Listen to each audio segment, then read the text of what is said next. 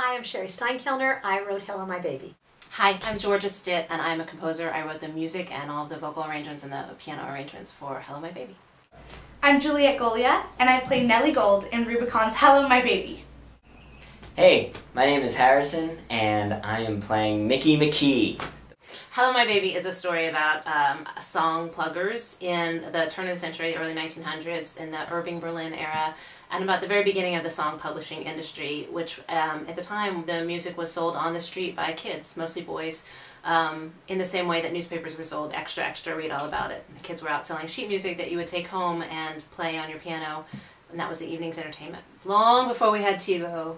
And this is stories about some of those kids in New York City.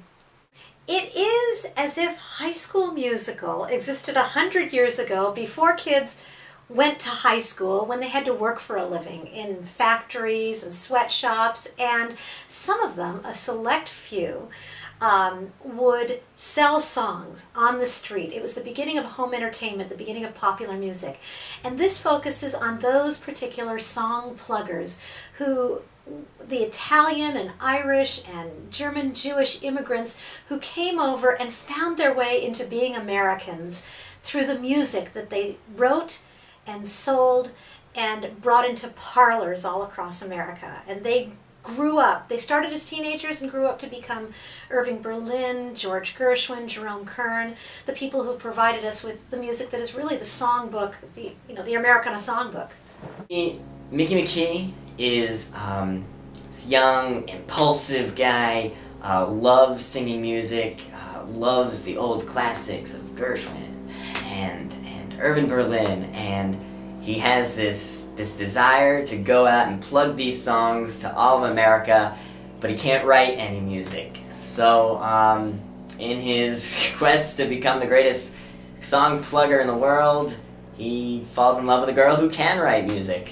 And from there on, it's this tumbling cycle of how to get the girl and how to get the job and how to survive on the streets by yourself, similar to New York City. And he's the guy. He's the guy that can break you. He's the guy that you're gonna love. And when he makes a mistake, you're gonna sit in your chair and you're just gonna cringe and be like, "No, don't do that, Mickey." But he's gonna do it anyway, because that's who he is.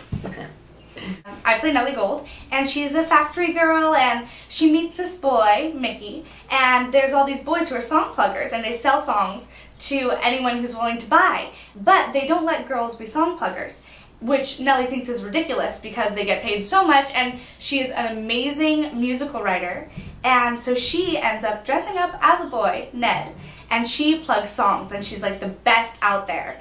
And that's where she meets Mickey, and they end up writing songs together, and it's this crazy, amazing musical. Well, the idea of putting classic music into young voices just really kind of had this magical effect, because there's this sense of discovery from hearing it, of hearing it and hearing it being sung for the first time 100 years later. We got fun, tear it down and rearrange it, still we got fun. There's nothing surer, the rich get rich and the poor get prudent. In the meantime, in between time, we got fun. And this one's really short, right? Hey, we got right off of it. Don't hold this one over, because the dance. The reason these songs have survived, they were written in the 19-teens, then they bounced back again in the 1940s with Judy Garland and Mickey Rooney, in the 1950s with Frank Sinatra and Doris Day.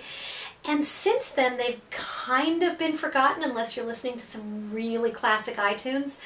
And being able to reintroduce them with kids really makes them relevant and brand new, and reminds us how tuneful and how fun and how interesting it is to hear a truly catchy tune or a lilting, truly romantic song.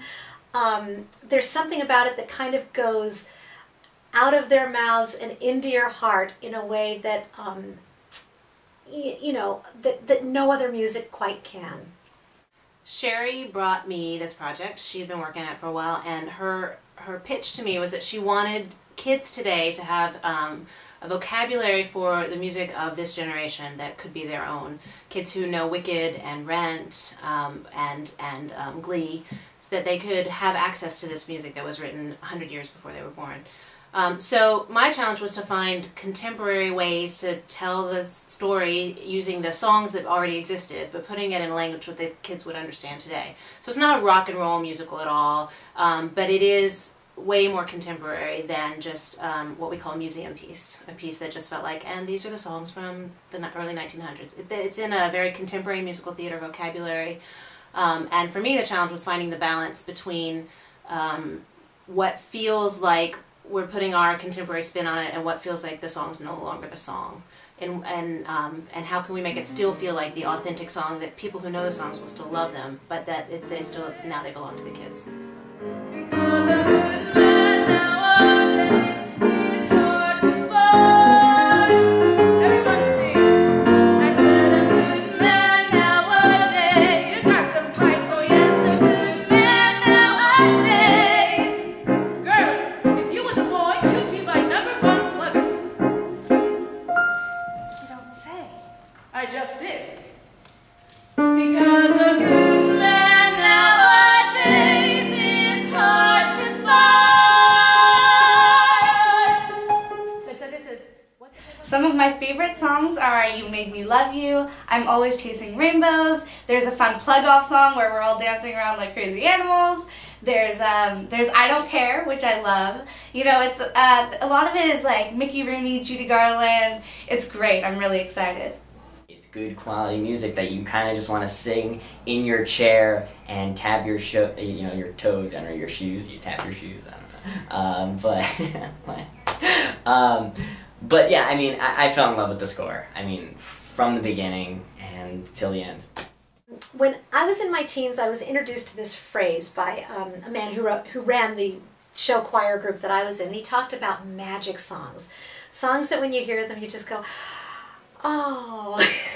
So when I discovered that this treasure trove of songs was, existed in the public domain and could be adapted into a musical, freely adapted into a musical, I got really excited. I mean, these are the magic songs. You Made Me Love You, I'm Always Chasing Rainbows, Ain't We Got Fun. I mean, how can you not have fun when you're hearing Ain't We Got Fun? Hello My Baby, of course, which I think is the one song that everybody is still familiar with because there's a singing frog that does it.